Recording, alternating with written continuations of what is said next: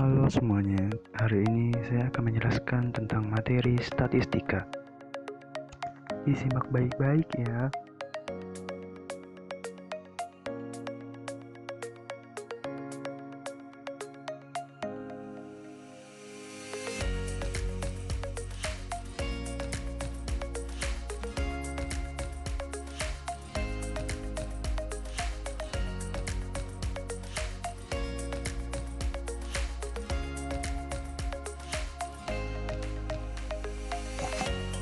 Secara tidak sadar, kalian pasti pernah bertemu dengannya, entah itu di mall, di tempat wisata, dan lain-lain. Ia adalah diagram frekuensi, diagram garis, diagram batang, dan diagram lingkaran. Bagaimana contohnya? Mari kita perhatikan soal cerita berikut ini. Indonesia adalah negara kepulauan. Terdapat 5 pulau terbesar di Indonesia: Pulau Sumatera, Pulau Jawa, Pulau Kalimantan, Pulau Sulawesi, dan Pulau Papua. Di semua pulau tersebut terdapat tarian khas daerahnya masing-masing. Mari kita lihat beberapa tarian yang ada di Indonesia. Di Pulau Sumatera ada tari saman, tari tortor, dan tari piring.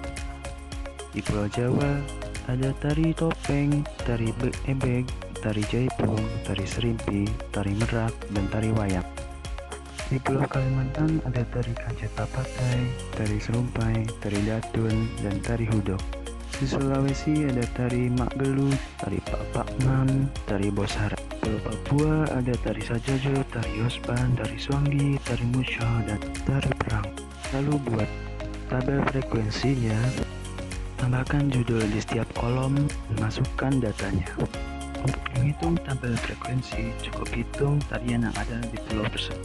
Misalnya saja di Pulau Sumatera terdapat 3 tarian, kita tulis 3, dan di Pulau Jawa kita tulis 6,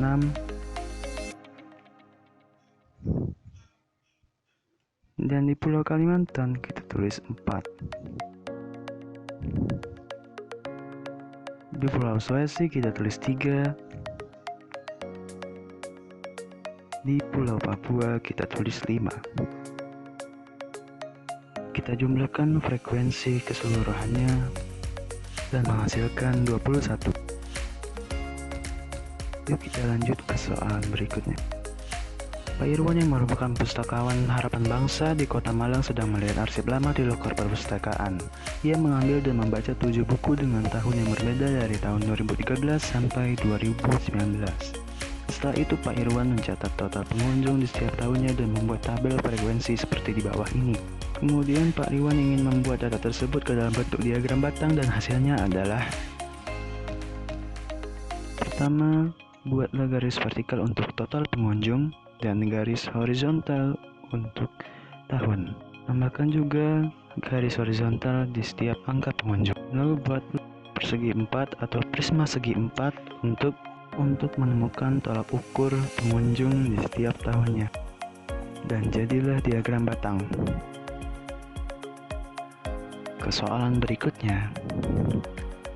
Seorang asisten di toko Sunjaya ingin membuat diagram garis penjualan beras pada bulan Januari sampai bulan Juni di tahun 2017. Data yang ia dapatkan sudah disusun ke dalam bentuk tabel frekuensi dengan tabel yang sudah dibuat di bawah ini. Dari data tersebut, sang asisten dapat membuat diagram garis dengan hasil seperti: pertama, buat garis vertikal untuk ton dan garis horizontal untuk bulannya. Kemudian tentukan titik yang sudah disesuaikan dengan jumlah kontak setiap bulannya. Yang membedakan diagram garis dan batang ialah bentuk, yaitu garis yang menghubungkan titik satu dengan yang lain dan juga penandaan titik tebal di setiap puncaknya. Dan seperti inilah jadinya. Cukup mudah kan untuk digambar. Dan soal ini merupakan soal terakhir yang saya berikan kepada kalian. Simak baik-baik ya soalnya. Tepat di hari Minggu pada tanggal 15 Mei 2019, Hans berulang tahun di usianya yang ke-14. Ia pun ingin merayakan bersama beberapa teman dekatnya dan merayakan di depan rumahnya. Teman yang diundang yaitu Arya, Fetri, Doni, Yuli, dan Laras. Ketika pesta dimulai, Arya memakan 1/10 bagian kue. Fetri memakan 1/16 bagian kue, Yuli memakan 1/4 bagian kue, Doni memakan 1/8 bagian kue, dan Laras memakan 2/5 bagian kue. Jika kue tersebut membentuk lingkaran sempurna, berapakah bagian kue yang tersisa untuk Hans makan? Pertama, buatlah tabel dan tulis nama-nama yang hadir di pesta, lalu masukkan nilai potongan kue yang dimakan. Karena kue tersebut memiliki lingkaran yang utuh, berarti sama dengan 1. Kita misalkan potongan yang dimakan Hans sama dengan X, maka X ditambah jumlah seluruh potongan kue yang dimakan teman Hans sama dengan 1. Kita samakan penyebutnya menggunakan KPK sehingga menghasilkan X ditambah 75/80 sama dengan 80/80. Pindahkan 75/80 ke ruas kanan sehingga X sama dengan 80/80 dikurang 75/80 sama dengan 5/80. Disederhanakan lagi menjadi 1/16. Lalu buatlah tabel frekuensi yang lebih besar yang besertakan sudut juring dan persentase.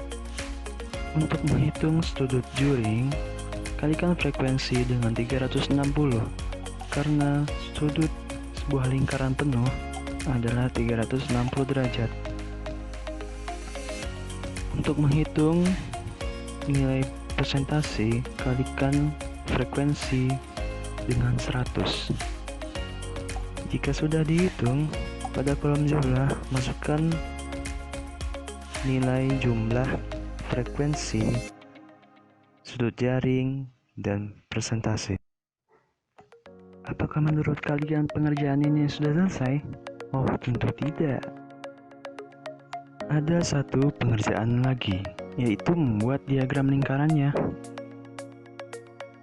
Sebelum membuat diagram lingkarannya, ini kita buat sketsa lingkaran penuh dengan persentase 100% terlebih dahulu. Lalu belah menjadi 2. Kita mendapatkan 50% atau 180 derajat.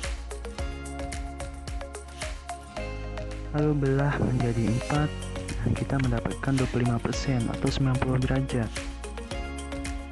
Lalu kita belah lagi menjadi 8 bagian dan kita akan mendapatkan 12,5% atau 45 derajat. Dan terakhir, kita akan lagi menjadi 10 bagian dan mendapatkan 10% atau 36 derajat. Sehingga bentuk diagramnya akan menjadi seperti ini. Untuk bentuk bayangan kuenya akan menjadi seperti ini. Sekian dari saya, mohon maaf apabila ada yang tidak dimengerti.